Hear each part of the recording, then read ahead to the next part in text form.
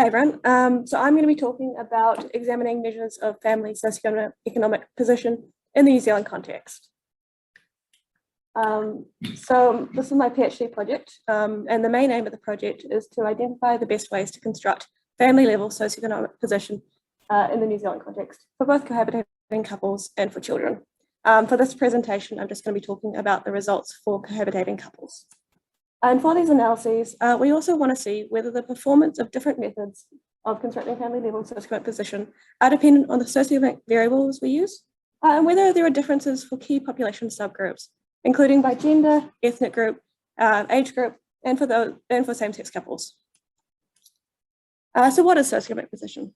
So socioeconomic position is a multidimensional construct which aims to measure access to social and material resources. And while it's often of interest in its own right, it's commonly related to both exposures and outcomes in many research studies. And because of this, it needs to be well specified to reduce the risk of residual bias by socioeconomic position. And the socioeconomic position of other people you live with, including partners, is likely to affect the socioeconomic resources available to you and hence your outcomes.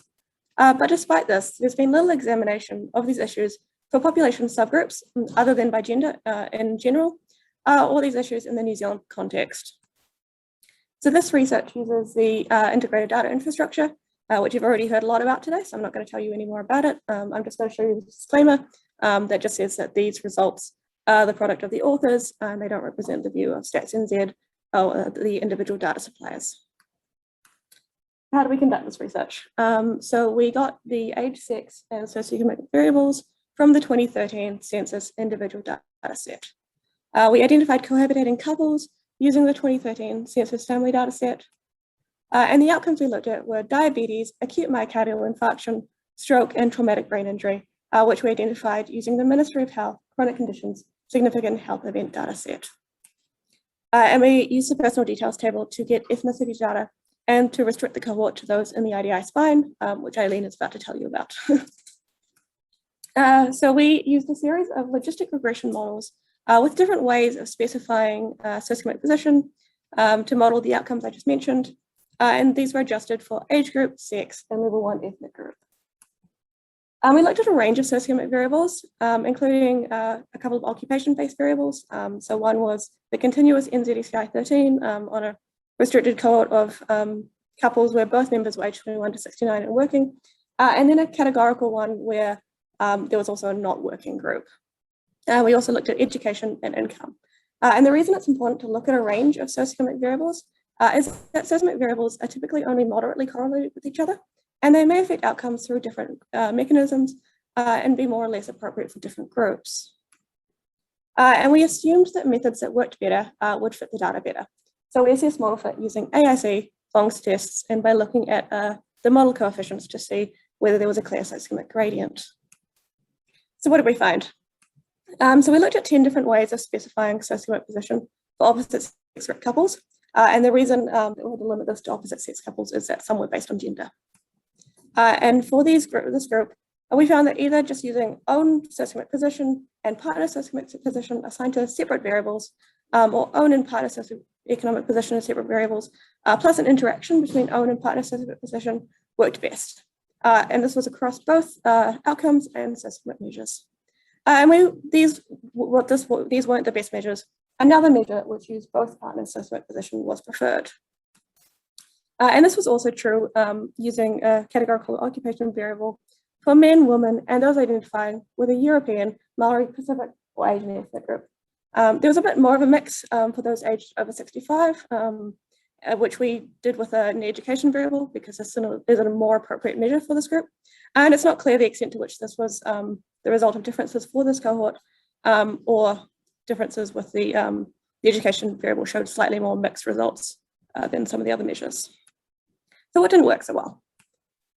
So methods which only use one's partner's socioeconomic information tended to perform worse across different socioeconomic measures, outcomes, and groups.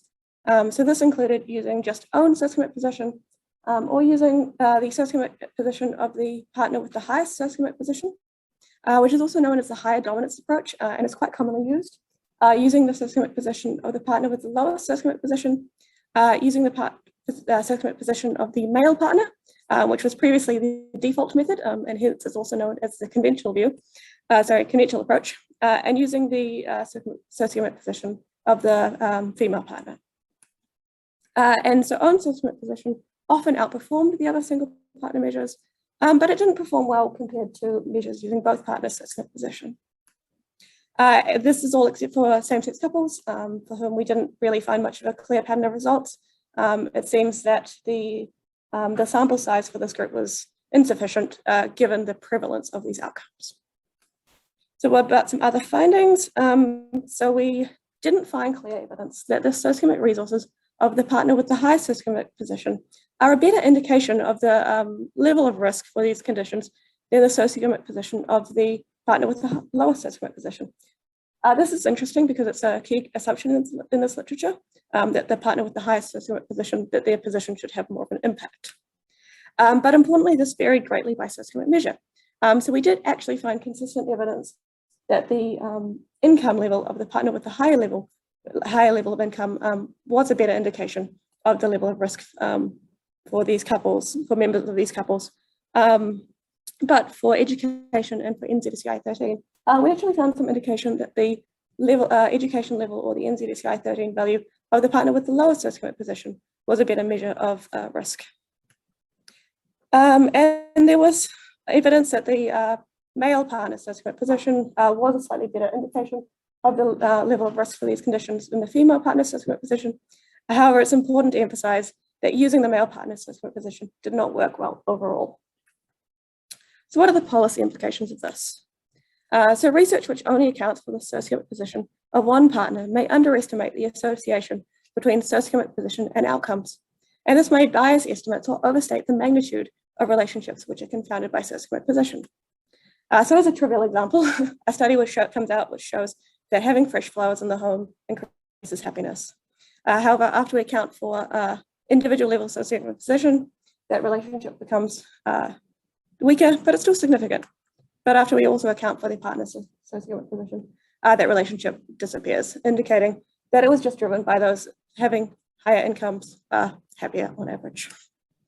There also may be differences in how different types of socioeconomic resources are shared within partnerships to influence life chances and lifestyles.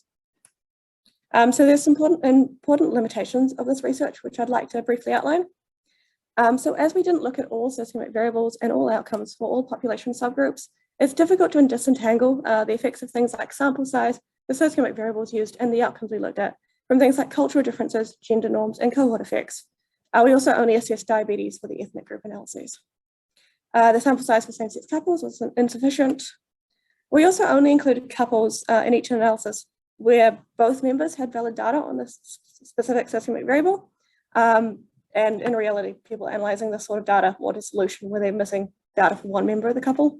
And also couples where one member is missing socioeconomic information may be different on average from couples where both members have socioeconomic information. The results also may have been affected by reverse causality, by bias in diagnosis, and by linkage bias.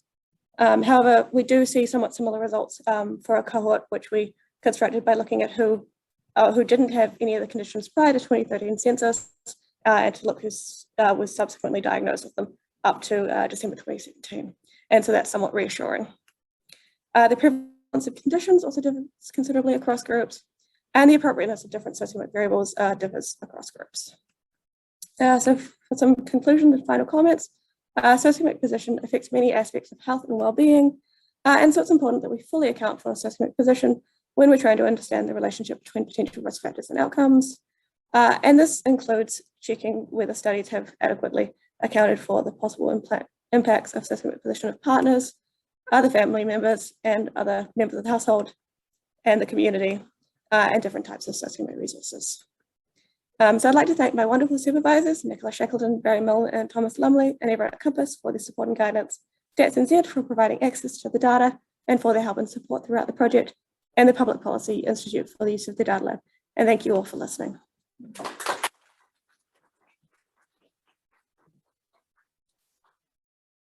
Questions? Yeah. I was just wondering, so you said that you excluded couples where socioeconomic position for both of them was not available. What proportion? The question is, how many, what's the proportion of cases where one member of the couple didn't have a social measure and as such you drop them from analyses? It's an excellent question.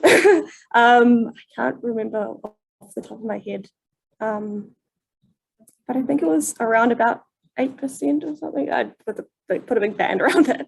Mine's probably too enthusiastic and asking you to do too much. But anyway, has anyone looked at potentially modelling sort of intergenerational wealth in the IDI and then the effects of intergenerational wealth from like one couple member versus the other? Is there any way to get at that? I don't know if anyone's done any intergenerational wealth. Yunso's doing. Yeah, Yunso. Not Yunso. Oh yeah, Yunso. Yunso's doing a little bit. Yeah, so a student we work with, Yunso from the Department of Economics, is working a bit on intergenerational wealth. Leon Usatini from AUT was looking at that for a little while with Gal Pacheco, but I'm not sure what they were using from the IDI. If you read my report about intergenerational linkages in the IDI, you can see it's possible to do, and particularly possible for Maori and European populations, because they're more likely born in New Zealand. In the case of Maori, they have shorter generations, so able to be linked more often. That's a good point. So there's a comment made that one thing you definitely don't get with the IDI is much on wealth at all, and certainly not intergenerational transfer of wealth. But income, maybe, if you're lucky, going back far enough, and social and occupational socioeconomic status, maybe, but not wealth.